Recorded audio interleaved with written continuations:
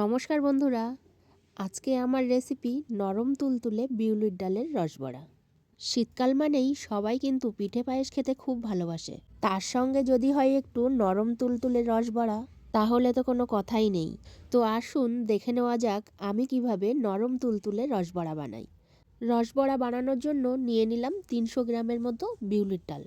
বিউলির ডালটা রাত্রে ভিজিয়ে রেখেছিলাম। এবার সকালে মিক্সিং জারে দিয়ে পেস্ট করে নিলাম। ডালটা একটু মিহি করেই পেস্ট করতে হবে, যাতে কোনো খিস ভাব না থাকে। এভাবেই আমি সব ডালটাই পেস্ট করে নিলাম।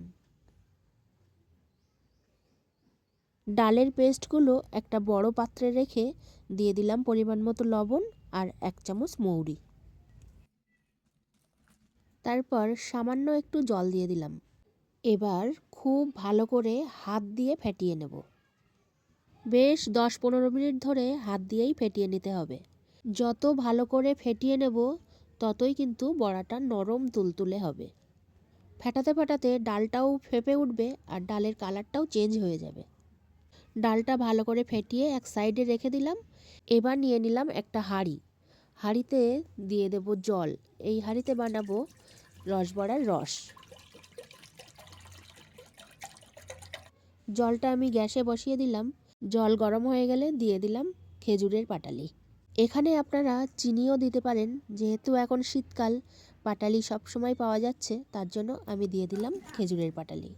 ওদিকে পাটালিটা গলে গিয়ে রসটা তৈরি হোক, আমি এদিকে 2টো তেজপাতা ছিঁড়ে নিলাম আর সঙ্গে দিয়ে দেব কয়েকটা এলাচ।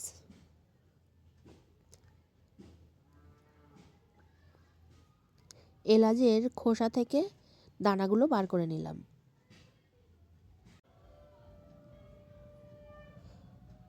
আর এই খোসাগুলো দেখুন আমি রেখে দেবো চায়ের পাত্রে।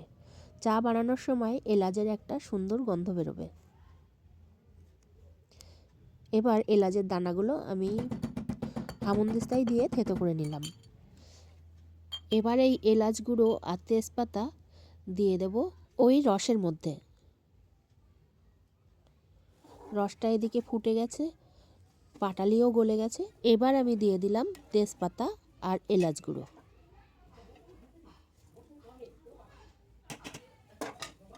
রসের মধ্যে ভালো করে মিশিয়ে নিয়ে গ্যাসটা বন্ধ করে দিলাম।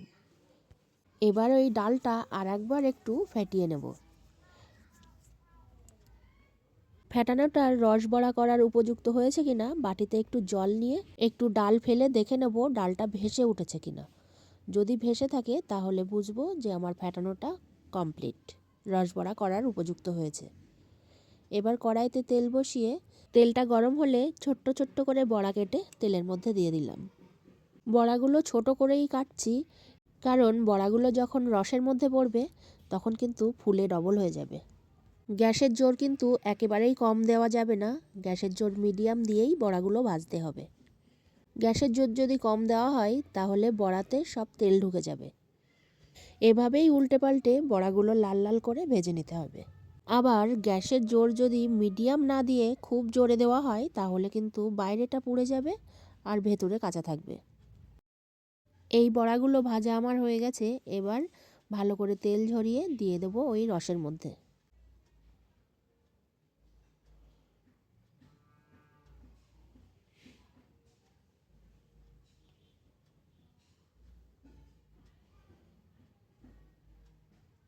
গরম রসের মধ্যে দিয়ে ঢাকা দিয়ে রেখে দিলাম। ঠিক একই রকমভাবে বাদবাকি বড়াগুলো আমি সব ভেজে নিলাম।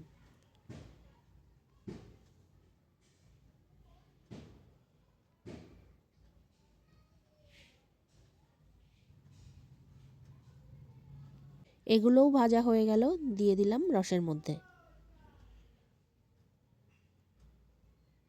সব বড়াগুলো ভেজে আমি রসের মধ্যে দিয়ে দেখুন চেপে চেপে এবার ঢাকা দিয়ে রেখে দেবো 2-3 ঘন্টা। তারপরে রসগুলো সব ঢুকে যাবে বড়ার মধ্যে।